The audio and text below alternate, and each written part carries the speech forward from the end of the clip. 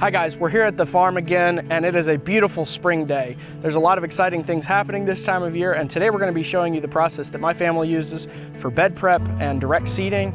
There's going to be a lot of little tidbits that you can use as you are starting your farm, or maybe if you've been farming for a long time, you'll be able to find some meaningful snippets of wisdom. So follow along as we document the process.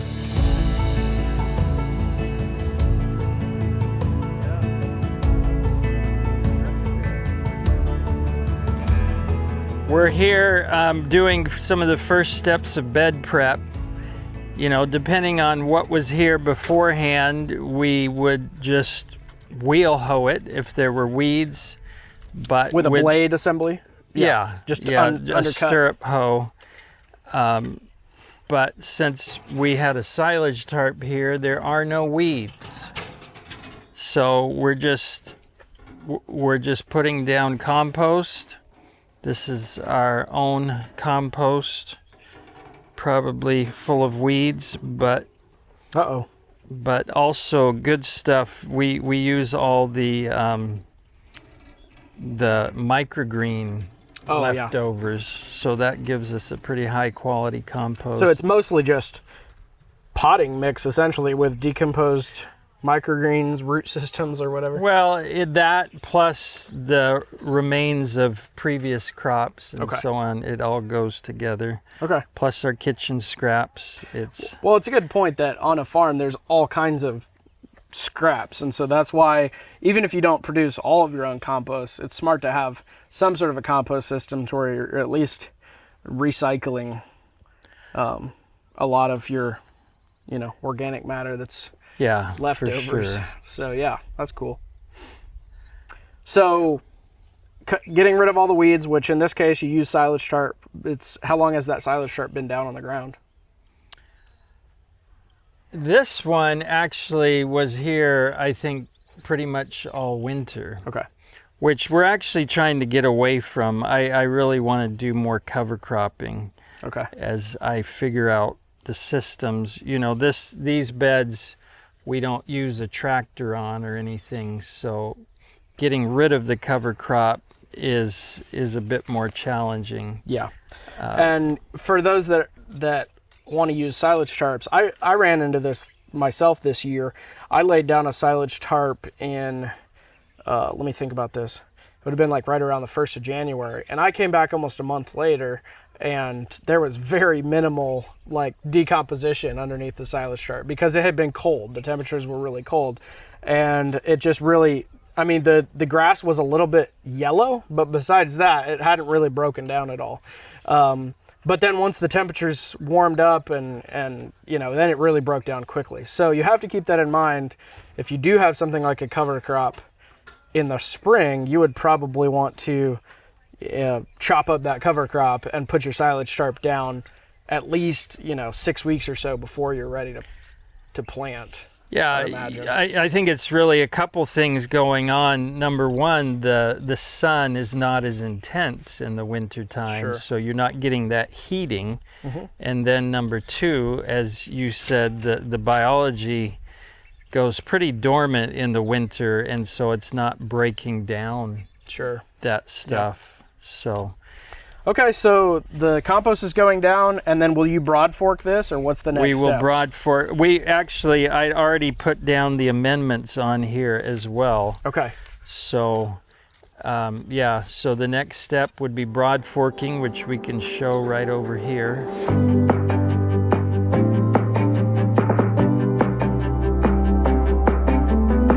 Okay, so these beds have just been finished broad forking.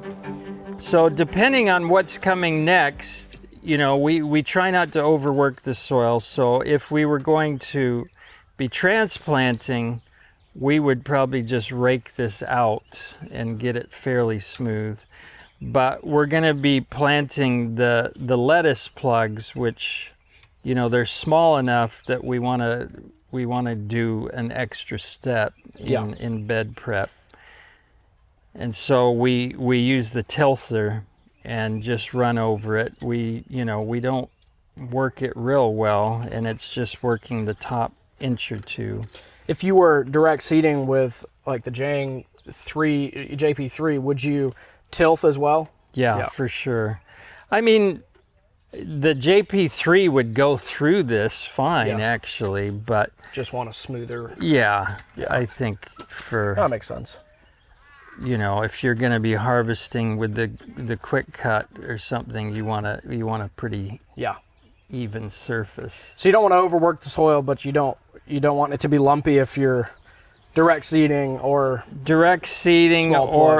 small plugs or paper pots as well. We will run over it with the tilther. Okay. So you're using the Neversink Tools tilther here. I know you've had all of the different tilthers that that the world has to offer. Well, I don't know. I don't keep up with it, but as far as I know, the only ones is Johnny's and Neversink, and we had one of the original. I mean, like, we got it within months of it coming online back in 10 or 12, somewhere like that. Yeah. And that lasted for many years, but it was slowly wearing out. And so we got the new Johnny's tilther, which I loved. I felt it was really high quality, well designed. But for us, it had a real flaw in that I don't know, you call it a worm drive or something? No, it's a bevel. It has a bevel gear. The old one was a chain drive, I believe. Yeah, and the new one's a bevel gear. And so we went through two of those bevel gears. They just stripped out. Yeah. And I mean, within months. Yeah. So, I mean, Johnny's was good and replaced it, but after we went through one and the second one went out, it's like, man, we got to figure this out before we go back to it. If I knew that gear issue was fixed, I'd go back to it in a heartbeat. Yeah, because you already had this one when you upgraded to the new Johnny's one, didn't you? No. Oh, okay. We got the Johnny's one, and when that didn't work, we got this one. Yeah. And this is fine. I mean, I don't have any real beef about it. I felt like the Johnny's was a little heavier duty. Okay. This is like fiberglass handles, which it's great until it starts splintering, and then we'll see. We'll see on that. Yeah. It works. Show us the process. Yeah.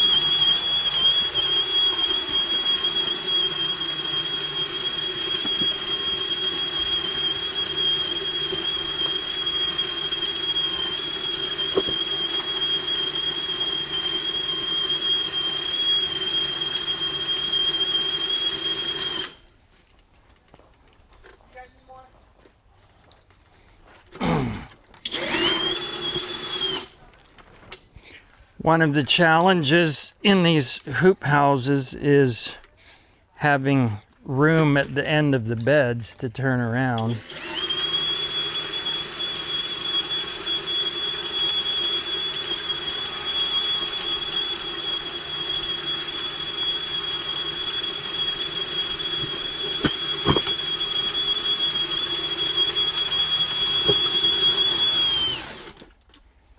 Cool. So, guys, I obviously own a tool company, Farmer's Friend, but Dad buys everybody's tools. He has no respecter of persons. And obviously, we don't manufacture everything, and so we don't have a tilther option. So, when you're watching... Right. What's that? Yeah. We don't have any plans of making one. There's already decent tilthers out there, but maybe. Who knows? But what I was going to say is just that if you watch this channel and watch these videos, we're always just going to be honest and review anybody's tools, regardless of whether it's our tools or another company. We're here to just try to offer the best recommendations and honest feedback on whatever tool it is. And so, yeah, that's the Neversink tilther. It's the best one at this point. Unless Johnny's fixed their bevel gear issue, which that's unfortunate because I feel like that's a relatively simple thing to resolve. I think they must have just had some alignment and adjustment issues, that the gears must not have been tight enough or something. But the one thing I'll say about this one that and again, I'm not the one that does most of the tilthing, but I have noticed it's hard to get the strap for the trigger release just right. If you get it tight enough so that the trigger works well here, or the whatever you call this, your hand throttle, it tends to not stop all the way. So you get to the end of the row and it's still turning slowly. Okay. So if you loosen it up some, then you don't have enough. Quite the same response. Yeah. Okay. So that's the only thing that I've seen that's a little bit tricky. Yeah. But right now it seems to be adjusted pretty well. Do you like so this one has like a plastic shroud on it, whereas the Johnny's one has always had a stainless steel shroud. But I remember small rocks would get jammed up in the stainless steel, between the tines and the shroud, and it would just lock it up and you'd have to stop and reverse it and stuff. Do you have that same issue with this one? I haven't, but Okay. I think part of it is that, we've gotten a lot of rocks out over the years. Yeah, actually, the reality is we got that Johnny's tilther when it first came out and used it some, but it gave so many fits with rocks jamming it up and stuff that I set it aside and didn't use it for quite a number of years. And I think also it was a drill issue. We didn't have the best drill. Okay. So when we got a better drill and got more of the rocks out of the beds, it worked well. Yeah, I don't have a strong opinion over the plastic versus the stainless steel.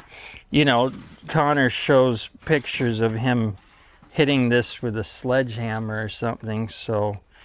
Yeah, I'm sure it's durable. Yeah. It seems to be. So what's the next step? Well, after this, we would just rake it smooth. This does a pretty good job of smoothing it out, but we like to run over it with the rake. And then we're ready to do whatever. We're going to be planting Salanova here tomorrow. So once we tilth these, we'll put the water on to really get it good and moist. Okay. And then we'll come back and put the quick plant down and we'll be ready to go. Awesome. Tomorrow. Stringing the beds is really more a personality thing. It's not a necessity, especially when you've got short beds like this. These are 44 feet long, which works pretty ideally for paper pots. But my personality is such, I like to at least have string on one side of the bed so that I can get straighter rows. We're gonna seed some carrots here. So we've got our rollers set up and the carrots in here. I kind of like to leave the tops off just so I can monitor the seed level a little easier. This, I think, is the XY24 roller. Yeah, there's so many roller options and so many differing opinions. So I ended up coming up with a little cheat sheet that I consult if I have any questions. So it's got JM's seed roller recommendations, Curtis Stone's seed roller recommendations, Ben Hartman's, Eric Schultz, Jody Roebuck, Connor Crickmore, and Woodward Crossing. So what do? Just go with the average?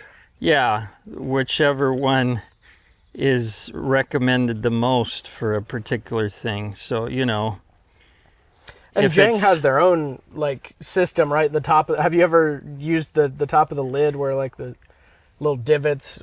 I honestly no. Okay. But I'd rather go by somebody that I trust, somebody who's doing it successfully. Okay. And there's agreement on most of them, but there's still a lot of disagreement.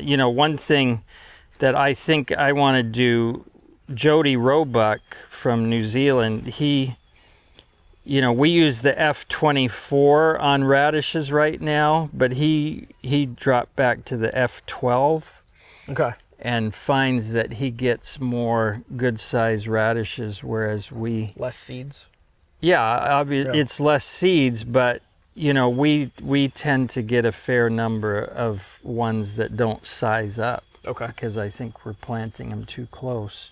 All right. So the anyway, bed's prepped, all the compost and amendments and broad forking and tilthing and raking, and we put a string line down the side for the OCD people who have to have everything perfectly straight. Yeah. And we're ready to rock and roll here. And this is the easy part, Once, the only thing that can go wrong that I know of is if somehow you don't seat these properly. They've got to go all the way down in. Mm-hmm. So when you first start, you can just make sure that all the gears are turning.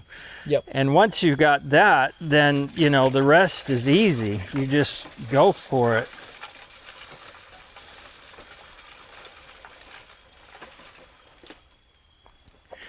This is a bit of a problem. We're still trying to figure out better row markers, but, if you've got something that's going to hit, you don't get all the way to the end of the bed. Anyway, that's close. And I wouldn't call it heavy. It's a bit awkward, but it's got a nice handle here. It's really not a big deal. I really love the multi-row cedar versus the single cedar.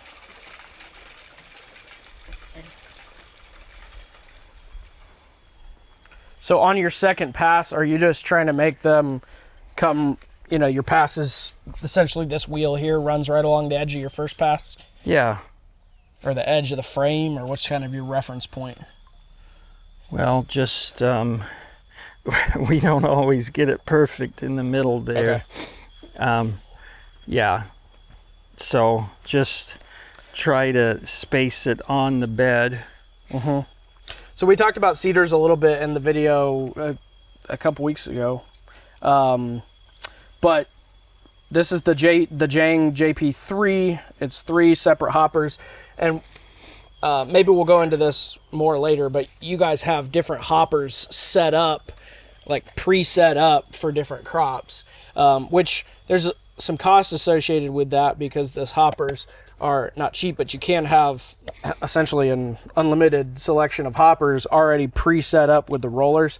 So if you have crops that you're doing a lot of with a lot of frequency and repetitiveness, having a dedicated set of hoppers just ready to go can be nice. So. And that is one reason for the 3 versus the 5. You've only got to have 3 hoppers. Just briefly, some of the main reasons we went with the 3 is, and I think I mentioned before, it gives enough room to cultivate between. Mm-hmm. It allows us to be able to have the disc opener, which I like the fact that, it can go through a little more trash. Yeah. See if we can show that. Well, just don't dump the seed out. Watching that. But these disc openers here, so it just works better if there's more, debris and stuff. Detritus. Detritus. That's the word, the detritus. Technical term, detritus. That sounds like some sort of skin condition. Yeah, it might be that too. So, so if you have 5 hoppers on there, you can't use the disc openers. Is that what you're saying? Exactly. Okay. And you've got to have, of course, 5 rollers and 5 hoppers. And I think the thing that I was doing a lot of research and weighing the options, but what really took me over was when we got JM's new book on the winter market gardener. And basically, he says he does everything 6 rows to the bed in the winter to give more airflow and stuff. Yeah. And then, you know, carrots, radishes, people never do 10 rows. Well, I mean, you can do that with carrots, but most don't. So Okay. the point So it's is just good standard. It Yeah. works for most, and in even some things that you might want to do more, it's if you not gonna hurt. get the 5 row, then you're going to have to be taking some off when it Gotcha. comes That makes to sense. carrots and radishes. Yeah, and these can be, you could take, like if you had 5, you could take them off and you can adjust the position pretty easily, but it's better if you just set it and have a standard. So, okay. Yep. Well, last thing we'll say about this is you guys farmed for 20 something years without it and only purchased this a few years ago. And they now say their only regret is that they didn't buy it sooner. So go to farmersfriend.com and buy a JP3. Not You won't- the JP1 Lite on Amazon. Right? Yes, that's right. I mean, hey, more to come on that. But yeah, the JP3 is an awesome seeder. It is an investment, but man, it will pay off. And It's going to be a little lighter than the JP5, Mm-hmm. but well, here's the thing: if somebody buys the JP3 and they want to add more hoppers, they can, because the frame on the JP3 is the same as the JP5, and as long as you don't have the disc openers, you can add more hoppers on this. So start with the JP3. yeah, good advice. All right. I'm glad I took it. All right, guys, that's going to be a wrap for today. I just want to say, if your beds do not look this beautiful and perfect, don't be discouraged, because this has not always been like this. I remember using like this, what are they called? The digging forks, like this wide, and like going one fork blade at a time back and forth across here, just breaking the soil up, and years of raking rocks out. But at the same time, also don't be discouraged, because it doesn't have to take years and years. If you start putting a lot of organic matter and peat moss and work on breaking it up deep and getting rocks out, I mean, from my experience, you can start having stuff that looks like this within just a couple of years. I remember our garden down the road, the first year, it just unbelievable how the level of rocks, and we broke it up real deep and added a bunch of peat moss and compost and stuff. In the second year, we could just broad fork it. Now, I wasn't trying to direct seed like this, but it was a night and day difference. So Yeah, it can be done. For good soil can be made. It certainly You can. don't have to be blessed with good soil. You can make your own. Exactly. I hope this information has been helpful. If you've appreciated it, please like the video and subscribe to the channel. Until next time, happy growing.